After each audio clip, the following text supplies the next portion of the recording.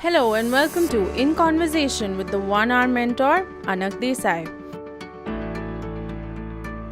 Anak Desai has been a suit for 30 years before he turned mentor, coach, and founder of the One Hour Mentor and OnePlus 99 Experience Consulting. You can learn more about him across social media platforms as @Anak. This is a casual conversation with professionals from various fields. We ask them about their life journey and attempt to gather lessons from their triumphs and failures. This recorded show is accessible on YouTube and other platforms. So let's begin our conversation with the One Hour Mentor, Anak Desai. And our guest today is Simon. Simon is my go-to man for the 11 p.m. to 1 a.m. playlist. Maybe the old ones, maybe the new ones, maybe the very, very, very sad and the very happy ones. He also loves to read and share some very nice links on his profession, on customer service experience, and what is wrong with that. Welcome to the 1 Hour Mentor Chat. So Simon heads a CX firm called the Futurescape and is very, very into technology and learning solutions, providing solutions on the customer experience bit, but using and adapting technology to make it more scalable. And he loves music. And, whenever he's one of those people who at 10 o'clock or 11 in the clock, if you tweet and say that I'm feeling a little demotivated, what's the music I should hear? And he will have like 10 playlists for you, depending on your mood. And that's it. But more than that is his current approach to business. He is looking at slowly moving towards, working on an immersive and augmented experience, which I really don't know how much of this would India adapt and how much of his clients internationally would adapt. So going forward, we will ask him a lot about this. And let's begin with the first question. Simon, are you ready? I think so. Okay. India and international, who understands customer experience better? I think it's more. I don't think there's a comparison. I mean, each market is a different sort of experience. But I would actually talk about how we interpret customer experience. Our initial understanding of customer experience was largely, marketing, customer service, and so on. But over 12 years ago, we basically figured that customer experience needed to be a lot more.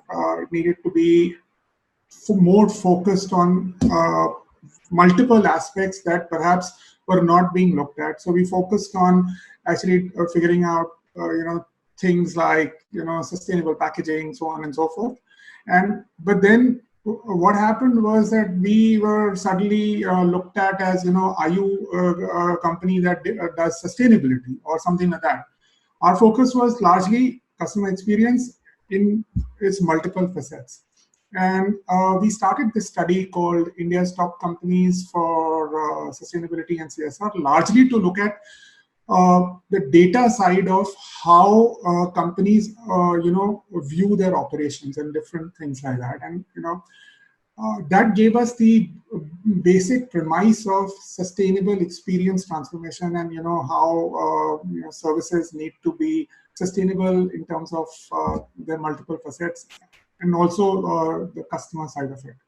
Needless to say, it had a little less adoption here because different stage of the market, and somewhere else people were willing to listen to us. But as things stand today, the study is accepted. The point of view in recent times is now also accepted that that's really what customer experience also needs to embody. That is very interesting. So when we talk about sustainability and we talk about packaging, I presume that Amazon is not one of your clients. No, but this whole packaging story started almost uh, 12 years ago. We were working on a beauty products client project, and it was a conventional project. What how the store experience needs to be, how this needs to be, and then when we started looking at the data part of it, we actually realized that the customer saying, you've given me this big a packet, but the product is about this much. So it was a dissatisfaction from an experience standpoint. But then we looked at it and said, well, let's look at, what are product labeling standards. Okay, that got us into a comparative between what was being said in India, Europe, and the US. And so packaging became a very interesting part of it. But as things stand, packaging has also come to mean, in children's toys, things are so tightly packed, right? Just to make it child safe. So, different aspects of experience. Yeah. So if one were to ask you to say, okay, so on a lot of these forums which get conducted internationally within India, and I'm sure you've been on a lot of panels. And why is it that people often talk about customer experience and customer service in the same breath? Because both of them don't seem to be the same. Yeah. Okay. So I would we need not take names and all of that here, but just from a perspective of the young listeners who and I will share why I asked this question. A couple of young B2C product startups. When I asked them, I said, "How is the experience, and how do you measure the experience?" And they said, "No, sir, we have a customer service executive in place. वो सब कर लेता है." So I said, what does he do? What does she do? What does he do? And then I realized that they were thinking of customer service as customer experience, which is not the case. Yeah. So there's another element to it. A lot of it has come down to, a lot of people say that, UX is customer experience suddenly. And so if you get the user interface right and the user experience right, that's customer experience. It isn't, right? It isn't. I mean, there are so many digital first services. They've got great experiences on the app. But when you actually, talk about things as to when things go wrong or something like that, you essentially get a chatbot, right? Right. And you don't get a human response, right? Or a simple way to actually get in touch with somebody who's going to be able to answer this question. So then the other thing is that everyone is beginning to equate customer experience with the NPS score, right? Right. So there is a transaction and there is a mail. And that's not necessarily, it's just a score at a point in time, right? But are we looking at the experience over, horizon of interactions? What happened in the fine stage of your product? What happened in the service aspect of it? The buy part of it, or maybe, how you're helping customers. But in recent times, customer experience is also very important from the standpoint of recycle, the whole thing about return and of products. And the recycle aspect of it came up was, again, linked back to the study, was because if you look at a lot of, companies, we feel that the rollout of the recycle programs is not consistent globally. In some countries where they face a lot more pressure, the rollout is there. But when you look at recycle programs in the context of we being able to go somewhere or contact somebody here, maybe not as much. Some are implementing it, some are not. So yeah, it's a lot more holistic. CX is actually quite wide. And then within that CX, I would also add a little bit of the team experience, right? And what happens in the team experience. When you look at, say, retail, retail में training हो गया, Right. but the product rollout is a lot faster in retail than the training is ever going to be able to do, right? So even if you actually put in a backend system which allows training to happen, right? Product knowledge or something as simple as product knowledge is not going to happen because the product rollout is faster. So, implementing of things like, say, micro learning and, being able to figure out what you can do with their mobile phones and all that, so those elements also become very important. So would you say that customer experience is something which a brand necessarily begins once it is on, and a customer services once the product is sold, then customer service comes into play? It begins to play a role even before, because there is the element of word of mouth. Somebody else has purchased and somebody else has talked about it. But the CX actually is pretty much the how you've designed all your pathways, right? And we've actually put it into 5 intents, which is find, buy, service, and help. Okay. Right, and then the recycle bit, which is the recent one. And so that part of it is where it starts. So service for me is just one element of it. Correct. So that's what I meant. And service a lot of times is more quantifiable compared to sentiments of an experience. Yeah. And there are things like today, when you look at, say, something as simple as, say, a book review, right? A conventional book review is, used to be somebody talking about, what was good about the book and what was bad about the book. But like, in the context of a bookstore, right? If I'm looking at, a book that, in a book section, which is, say, the business book section or something else, and somebody comes along and says, well, here's a philosophical book or a religious book that you need to look at. I mean, there is everything wrong with that, in the sense that the genre aspect of it, right? When you interacted with it and, when the customer and so on. But then, in that same bookstore, if I have to, how can I, in recent times when people have now going to have to worry about things like contactless, how do you go buy a book now, right? Yeah. How do you assure that the book that this customer is going to buy is not, you don't really just also talk about genre, but you also figure out a way of telling somebody, look, this book is safe. There is no virus on it or anything else, and you can go home and you don't need to sanitize it. So those kind of things are also going to become a very important part of this whole customer experience standpoint. So from the customer experience standpoint, can you name one of these disruptive unicorns who have managed to have artificial intelligence to a best extent, and you would probably forget the product, but just go to them for the service? One of them who has been consistent enough. I mean, consistency. I mean, I wouldn't say that there's anything like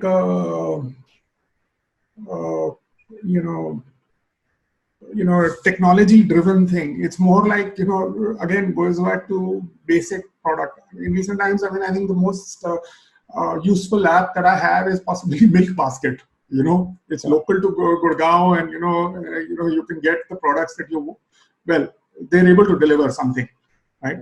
Correct. And you're not necessarily. So whether it's like, they've got their the supply chain aspect of it right, or whether they've got their delivery points right, that's pretty much it. Not beyond that. I think the technology aspect of it, I'm not so sure. There is more that they've done there. So out of your large 20 years of experience, can you share with us one hospitality case study which may, I mean, we don't need names, but something where customer experience played a definite role in as small as ways as possible, because typically a hospitality industry has a what they call as a mystery audit, where it is all quantifiable and salute mara to sat marks, that kind of a thing, and not realizing that people are not really always welcome with a salute. They are looking at the entire experience.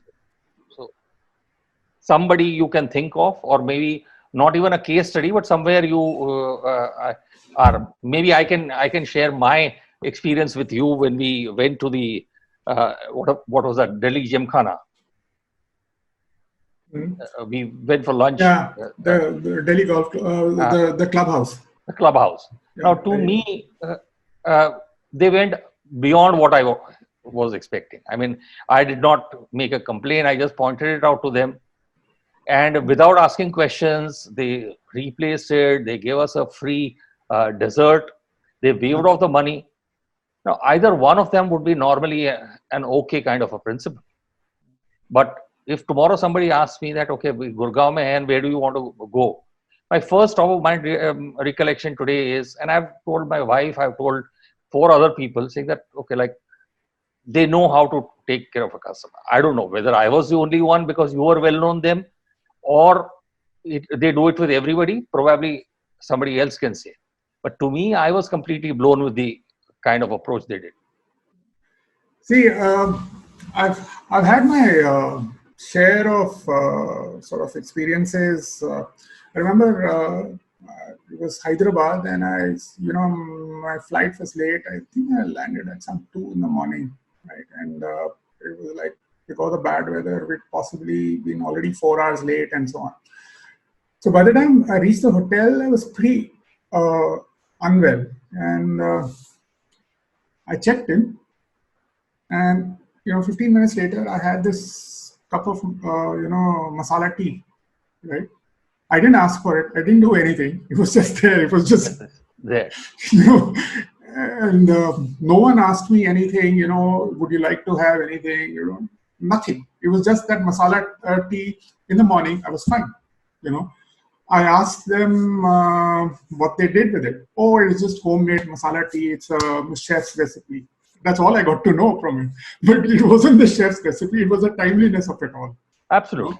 Absolutely. And it wasn't even like this, big sort of a hotel. It was one of those, corporate hotel kind of places. And that's about it. But somebody had the presence of mind. Oh, yes. And that is something that I keep talking about often. And then, when you think about, say, there's this particular experience that I have talked about a lot, is about this car. One of my colleagues had a problem. He didn't even have a problem with the car. It was just that the car went for servicing, and it came back. And the follow-up visit, the follow-up call, the lady who had called to actually find out about the experience, basically said, "Sir, is your car fine?" So he said, "Yeah." And she basically said, "Look, I read the note. In the note, it says that there is something that you need to get done around the brake shoe. You hadn't said it. He hadn't done it. Right? But if you want, we can have it look, because it seems to me that you need to get it done." And he thought that was, it was standard upselling. Somebody is doing upselling. Right. But purely on this thing, he just basically said, "Look, okay, send somebody over. I can't send the car." Next day morning, there was somebody who came and said, it should have been sorted. Right? Somebody somewhere, paid attention, and that really, was the thing. And when people talk about, that technology is going to be this, disruptive force and, do all that, but there is that element of, the human touch, right? Absolutely. We've still not got to that point where, some machine learning diagnostic looks at the car's engine in its entirety and says that, look, this needs to be done because our digital twin said something else. Absolutely. So we're still a little bit of a distance away. Although, in recent times, I've started hearing this thing. I think Renault has been talking about how they're going to be putting in this digital twin-based experiences. But at the moment at the back, but I can think about it coming into the front-facing side of it also. So yeah, but still, there will be a human touch aspect of it within hospitality. If you think about, most of last year there were these articles of how robots are going to come along and replace all the humans away, and then towards the end of the year there was that thing that the hotel has changed. I think what's that term? Flipped their business model and removed the robots and put the humans back. So that is something in from 2010 till today, 2010, when retail will not be allowed, and Sidin had asked some questions to me, and I had said, Sidin, 15 years from today, we'll still be sitting in the same chairs. The Kiranas, nothing will happen to them. I said, let e-commerce come, let them first decide. And it's the same thing today. Today, during all this, it's the Kiranas who have stepped up to deliver. And the SOPs and Excel sheets have been of no use. Yeah, and I think it's important from the standpoint of the Kiranas also, is that I have, as my own preferred way of working, I've chosen to be independent and not be part of the network. And in that context, I've also felt that there are people who don't want to be part of a bigger, they're happy, whatever else, and they want to do what they want to do. But within the, the kind of, there is an opportunity for companies to actually figure out how to work with these. Exactly. Things, and what the technology enablement can be, what is the service provisioning that you can figure out, and these times perhaps will put them under a lot more pressure to transition to a slightly different way. But still, I mean, there is an opportunity and to actually work with pretty much everyone.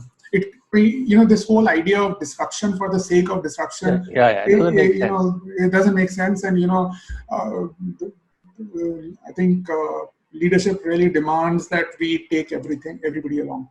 Oh, which is what I had a chat with Karthik today morning about the unicorn CEOs and co-founders writing about why there was a problem in delivery and all that.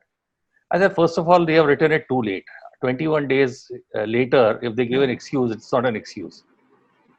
Two is more important is they are blaming people who have gone away. Okay, I said, but none of them are using the word saying that APMC and all the markets had shut down. So why are you blaming people when the market itself could not give you enough material? Yeah. So, but somewhere it is that the PR has moved into action now that, okay, let us do it. So we'll do it better and this and that. So that's an ongoing process. And honestly enough, I don't see any other solution being offered by the large companies. It is smaller and the mid-sized companies who are thinking innovatively because they have restricted working capital.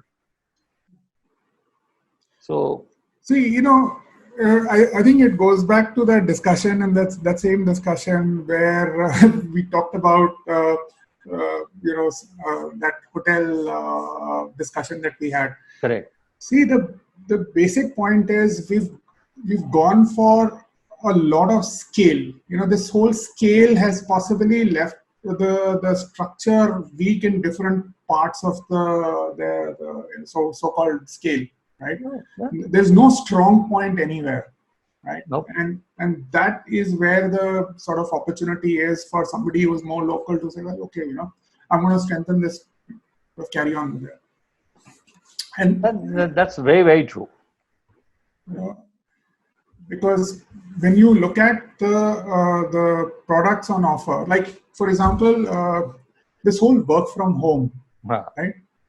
It's interesting because, it is also putting up a lot of structural challenge for people, right? I mean, we are going to be in this so-called working from home situation for a while, okay? True. And so if you want to, when you look at the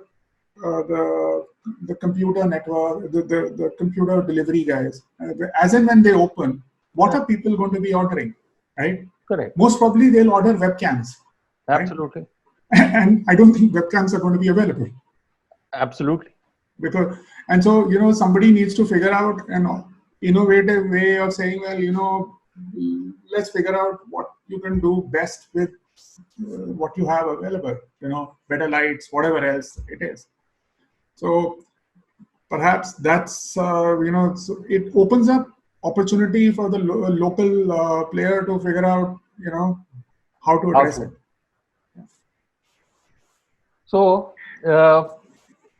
one mid-sized client on the B2C segment with a free hand, where that person is focused very highly on wanting to change, would you or your team like to work with? It need not be a name of the client. It can be a industry perhaps, or something of that sort, where that person looks at this as an opportunity, saying that this is an opportunity for me to change the way I have been, offering my products or my services or my operational or my supply chain or something, everything. But I want it now where my customer is, rather than doing it the old way or the old method. See, I mean, the standard feeling is that any business model that meant that you needed to take a flight, go somewhere, right, and then close a deal, is today looking at figuring out what to do next, right? So now the trade show, or, any business that was trade show driven, any business that was, driven around, face-to-face interaction, that, and it's true for also, businesses where you're selling, say, things like furniture, right? Anything, right? All of those areas where, customer, a new pathway needs to be designed, is a great sort of place to, a good canvas to actually, experiment with and work with, whether it's in, I mean, I don't really think about, I don't know whether too many businesses are going to be B2C or B2B. That nomenclature is going to change, right? So that is the place that I'm pretty interested to see, how companies work and how we figure out what solutions we can offer and so on and so forth. It'll be interesting. What's the one thing which is on your list post lockdown to purchase? I mean, you missed the bus or you ordered and they said that due to lockdown, it is a non-essential, we can't deliver a white goods, or I don't know, maybe just a packet of lozenges or...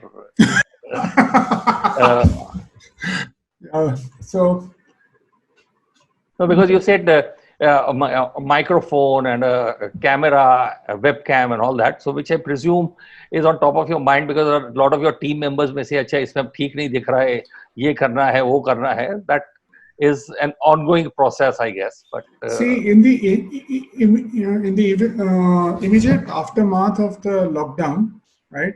The first set of calls that I got from a lot of people, lots of people, and most of them clients, I mean, I was effectively doing tech support, right, of some sort of the other, right? It's not my primary job. So eventually I got to a point where I was writing, tech blogs, I had, for a short few, right? यार वो मेरे whiteboard पे वो लिखा हुआ है, I want to be, I work on the whiteboard, right? How do I work on the whiteboard? Those kind of things were there. And so, I was doing that. But So that's why the webcam and the thing is top of the mind, because that's how big. But in my point, I think the one thing that I really want to buy is something to cut my hair.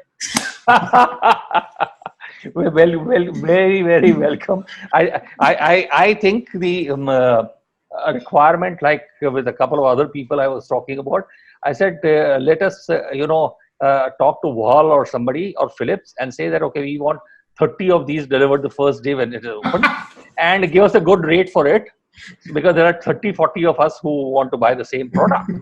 Yeah. Just like in Bombay, I think there are 7 or 8 ladies who want to buy dishwasher. Very important. And I think one of the other things that I've heard is robo cleaners. Yeah, robo cleaners. That whenever you want, tell me. I will ask Rajiv Karwal to give us a gig deal from Gurgaon, and that's it. So share with the audience that being in Gurgaon, being in Delhi, being fit, what is your favorite drink and favorite food? If there is no lockdown, obviously. See, I mean, well, the only thing I have most often is coffee. So that coffee, is some.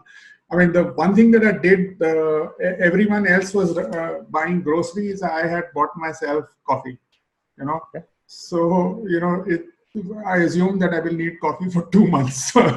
Now, this coffee is a regular, no-nonsense coffee, or you like to experiment with different kinds of coffee? I mean, there is my very normal thing that I have, which is my Nescafe, Nescafe Gold one. But I did get my, the normal, this Starbucks coffee, so that's about it. No Nespresso pods and no machine. No. Keep it very, very low fuss. Very, very low fuss. Interesting. And food? Oh, food. Given an option कि रात को 10 बजेगा, अच्छा चलो Simon बाहर खाने जाना है, तो what would be? बाहर नहीं जा रहा 10 बजे. So I have. So the problem. Okay. So there's a context there. I've worked for so long in healthcare. Over since Twitter started, over a period of time, I've just added doctors, researchers, all kinds of people. And most of the time, I didn't really, it was more to understand a particular problem that they were studying or talking about. So cardio, neuro, and so on and so forth. Now, it was manageable, right? And then this thing started. My Twitter stream, I'm absolutely away from it. I can't bear it, right? Because there is the doctors and the medical community is sharing so much information.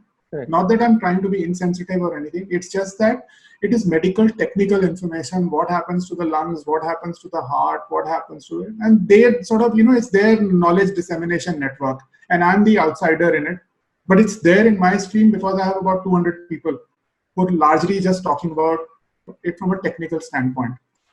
So I've come to the conclusion that, pre-existing conditions of any kind are dangerous, so no eating up. So, or the restaurant will have to assure me that, the seats have been sanitized in a particular way, or, so all of those processes, right? The bit about the sanitization processes and all kinds of things. So you are primarily a restaurant person, not a street food person. That is, I don't think I'm going to, I've been out on street food that for a while now. Largely because 10 साल तो हो ही गया. नहीं, ऐसा नहीं है. मैं किसी शहर में जाता हूँ तो I always try something. Okay. But the point is that again the whole day trip story means that you can't get it. It's not that much. And then somewhere along the line I thought थोड़ा सा तो discipline कर ही लेता हूँ. Interesting. Yeah. So thank you so much. One of the things that I wanted to talk about is that in this whole sanitization story, I think one of the car companies are now talking about building a sanitized version or the clean version of your car through the HVAC systems. So I mean, it becomes a critical part of the customer experience piece in the next 1 or 2 years. Agreed. Now, on this, a very simple question. Somebody called, Dineout and Zomato have launched something which says contactless dining or something. So which gives them के आप app से order करो खाना, आपके table पे restaurant में आ जाएगा, and the usual kind of a thing. So which is fine, very nice. I don't know whether I will go there, but people are saying very good, very good. So कोई तो 2-4-5 बकरे हो ही जाएंगे. I think it's a question of confidence in whichever establishment. I mean, if you go back to some 14 years ago, I mean, everyone had Golgappa, any water was concerned, right? Then Golgappa became, clean water version, bottled water version. Right? And I guess as the establishments, whichever establishments, as they sort of adapt and figure out what they need to communicate to the customer, confidence will go back. आज तो सब लोग mineral water use करते ही बोल रहे हैं ना? हाँ. तो mineral water बोल रहा हूँ, भरते कहाँ से? That nobody has gone and seen. So anyway, my question to Zomato and Dineout on this contactless program is, I come from an old school. काफी बुढ़ा हो गया हूँ अभी. I don't understand ये बच्चे लोग का कहानी वगैरह. So I said, you are doing this. I said, soon you will have contactless sex. Right. I mean, then what is life? I mean, why do you want to live your life? Yeah. Everything is becoming contactless. But and I think, when I was working in industries which were recalibrated so many times, so I'm talking about the SARS flu, the Surat plague, okay, 9/11, the other, riots and all of that. Okay, travel survived everywhere. And the moment that was over, travel got a boost. Because people who have been locked down so much and who have the money, they just want to go somewhere and say, "Okay, boss, बाद में पता नहीं वापस कब आएगा और कब मैं जीऊँ या मरूँ. Let me go in." Yeah, I mean, that's the point. And there is an opportunity to create new experiences, even in this phase. Correct.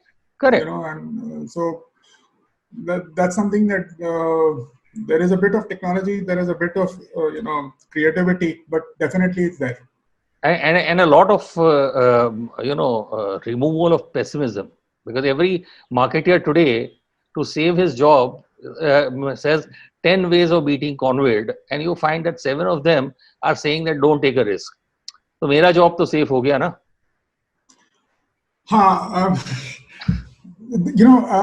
Actually, interesting point.